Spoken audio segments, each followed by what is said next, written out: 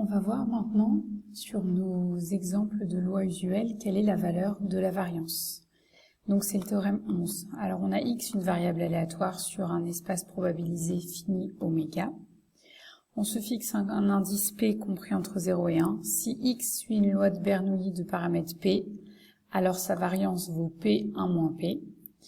Et si x suit une loi binomiale de paramètre np avec n appartenant à n étoile et p appartenant au segment 0,1, alors sa variance vaut np 1 moins p. Ce qu'on remarque déjà, c'est que la variance de la loi binomiale de paramètre np, c'est n fois la variance de la loi de Bernoulli. Donc dès que j'aurai fait plus loin, je vous aurai démontré le lien qui existe entre ces deux lois, qui pour l'instant n'ont pas l'air d'avoir forcément grand-chose en commun, on pourra démontrer cette formule. Donc on fait juste la démonstration du 1, ça va être assez rapide, et pour la deuxième, vous me croyez sur parole jusqu'à la fin du chapitre. Alors, si x suit une loi de Bernoulli de paramètre p, je vous rappelle, ça veut dire que x ne prend que deux valeurs 0 et 1, que la probabilité que x soit égal à 1, c'est petit p, et que la probabilité que x soit égal à 0, c'est 1 moins ce petit p. Donc, l'espérance de x au carré, par la formule de transfert, c'est la valeur de x au carré, c'est-à-dire 0 fois la proba que x soit égal à 0, plus la valeur de x au carré, c'est-à-dire 1 au carré, fois la proba que x soit égal à 1. Autrement dit, on retrouve p, exactement comme pour l'espérance de x tout seul. Et puis la variance de x, par définition, enfin pas tout à fait par définition, mais dès la première égalité, on a vu que souvent, pour le calculer, on utilisait plutôt espérance de x au carré moins espérance de x au carré. Donc dans le cas d'une loi de Bernoulli, c'est p moins p au carré, c'est-à-dire on retrouve bien p facteur de 1 moins p. Dans le cas de la loi binomiale, je vous le redis, on pourrait faire exactement la même méthode, sauf que pour calculer l'espérance de x au carré, là, ça deviendrait une somme avec des k au carré. Et il y a des astuces de calcul pour calculer les sommes avec des k au carré. On pourrait regarder, mais là, comme je suis pas au tableau pour le faire, je préfère qu'on passe directement au résultat qui sera une démonstration plus propre. Mais vous pouvez tout à fait essayer de faire ce calcul pour la loi binomiale. La somme des k au carré, vous essayez de faire apparaître k facteur de k moins 1, parce que k facteur de k moins 1, ça fait penser à une dérivée seconde, donc on peut faire le calcul avec ça. Alors ensuite, après ces exemples pour lesquels vous devez absolument connaître par cœur la variance, il y a une deuxième inégalité, après celle de Markov, c'est ce qu'on appelle l'inégalité de bien-aimé de Chebyshev. Et ici, là, il y a le nom du poisson rouge, Chebys. Ça vient de ce mathématicien-là. Alors, qu'est-ce que nous dit cette inégalité? Donc, on a toujours un espace probabilisé et x, une variable aléatoire. Cette fois, contrairement à la formule de Markov, cette variable n'a pas forcément besoin d'être positive. Ce que vous dit cette inégalité, c'est que quel que soit epsilon strictement positif, la probabilité que x moins son espérance en valeur absolue soit supérieure ou égale à epsilon est inférieure ou égale à la variance de x sur epsilon carré. Autrement dit, en fait, vous êtes en train de regarder est-ce que x s'éloigne beaucoup de sa valeur moyenne ou pas. L'idée, c'est ça, parce que si vous prenez un epsilon très grand, en fait, vous êtes en train de regarder la probabilité que la différence entre x et e de x soit très grande. Donc, cette quantité est majorée par la variance. Donc, en fait, on retrouve l'idée que la variance, elle est là pour mesurer, en tout cas quantifier un peu l'écart entre x et l'espérance de x. Alors, on va démontrer ce théorème 12. Donc, il est basé sur l'inégalité de Markov. La variable x moins e de x au carré, c'est une variable positive, donc on peut lui appliquer l'inégalité de Markov. Donc, la probabilité que x moins e de x au carré soit supérieure ou égale à epsilon carré, donc c'est ce que j'ai appelé petit a dans l'inégalité de Markov, c'est inférieur ou égal à l'espérance de cette variable aléatoire, c'est-à-dire celle à laquelle on applique l'inégalité de Markov, divisé par petit a, donc ici c'est epsilon au carré. Et puis l'espérance de x moins e de x au carré, ça c'est directement la variance de x, c'est la définition. Donc de ce côté de l'inégalité, on a bien le terme souhaité. De ce côté-là, ce qu'on aimerait, c'est enlever les carrés. Mais vous le savez, ou du moins tout d'un coup vous vous en souvenez, on peut pas enlever les carrés. Parce que peut-être que ce qui est sous le carré là est pas positif. En tout cas, la fonction carré, elle est pas tout le temps strictement croissante, donc on ne peut pas faire ça. Donc ce qu'on remarque par contre, c'est que ces deux événements, à savoir une inégalité qui porte sur des carrés ou une inégalité qui porte sur des valeurs absolues, ici j'ai pas mis de valeur absolue parce que epsilon est déjà positif, eh bien c'est le même événement. En gros, vous avez le droit d'enlever le carré si vous mettez une valeur absolue à la place. Et donc, comme ces deux événements sont les mêmes, ils ont la même probabilité. Donc, à la place de cette probabilité-là, vous pouvez écrire la probabilité de cet événement. Et donc, on retrouve bien l'inégalité de bien-aimé Tchebychev. Alors, on essaye sur un exemple. On dispose d'une pièce de monnaie truquée, c'est-à-dire que la probabilité d'obtenir face ne vaut pas 1/2. Elle vaut une autre valeur, justement, qu'on va essayer de déterminer. Donc on cherche à estimer, c'est-à-dire à trouver un estimateur, une quantité qui va être proche de la probabilité petit p. Comment est-ce qu'on peut faire à partir de l'inégalité de bien-aimé Tchebychev pour estimer cette valeur? Qu'est-ce que vous en pensez? Alors, quand on lance une pièce, petit p, ça représente la probabilité d'obtenir face. Donc ce qu'on pourrait faire, c'est lancer plein de fois la pièce et puis calculer un peu la proportion de résultats qui tombent sur face. Ça vous fera une valeur approchée de petit p.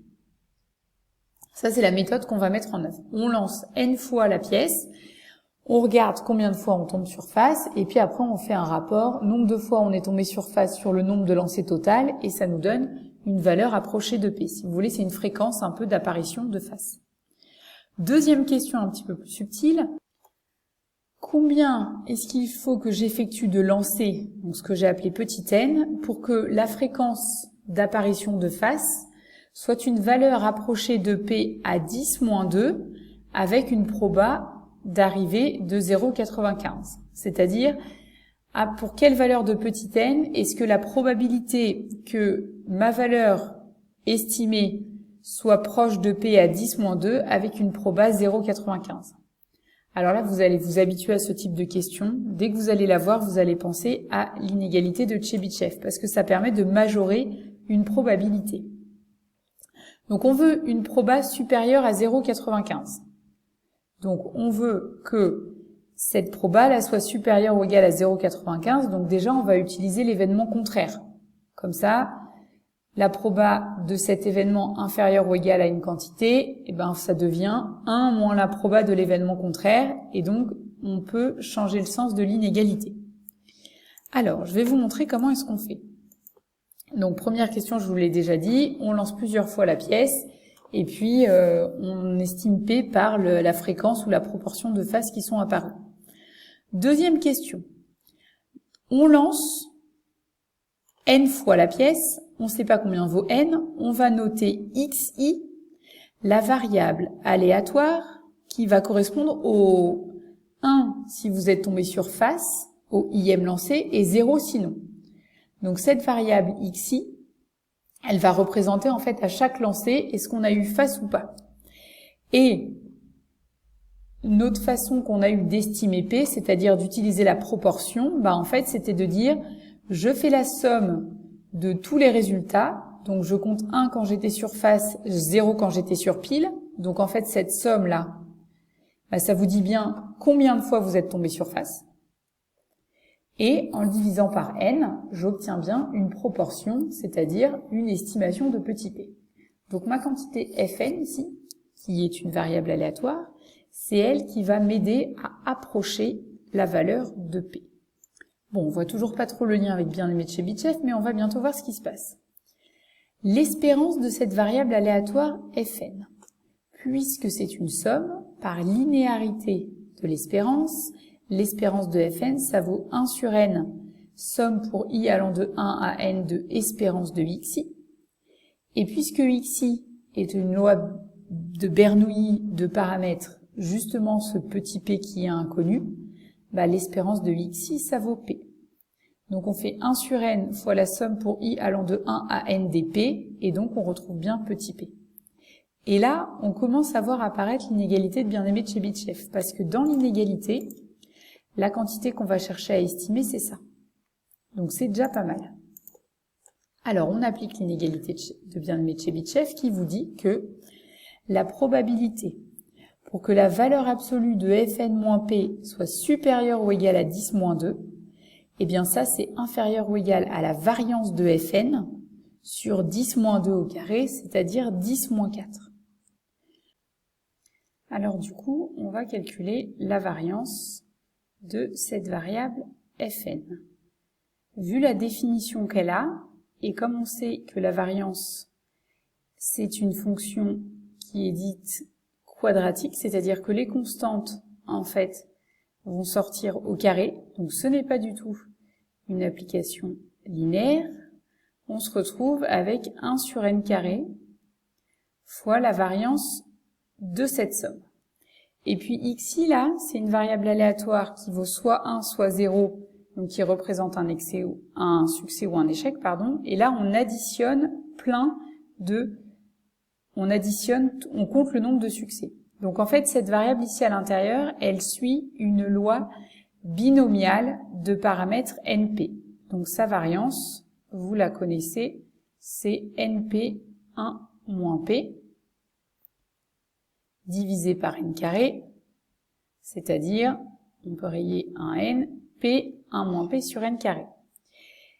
Sauf que p, on ne le connaît pas, puisque justement, c'est ce qu'on cherche. Donc, on sait bien, dans notre inégalité, on a ici une quantité qui dépend de p, mais justement, nous, on veut pas p, donc on veut continuer à majorer cette quantité. Donc, on doit s'intéresser à ça. On voudrait faire disparaître le p.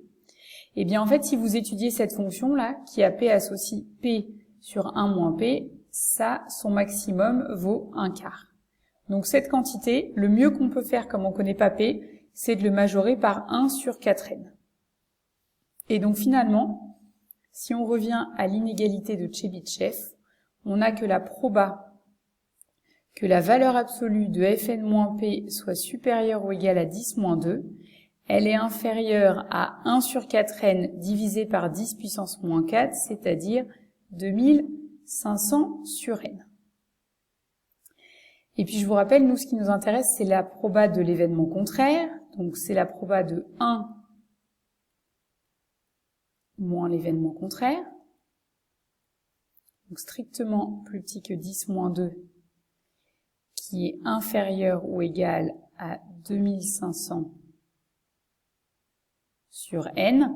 Donc finalement, nous, ce qu'on cherche, c'est pour quelle valeur de p est-ce que la probabilité que la valeur absolue de fn moins p soit inférieure ou égale à 10 moins 2 est supérieure ou égale à n moins 2500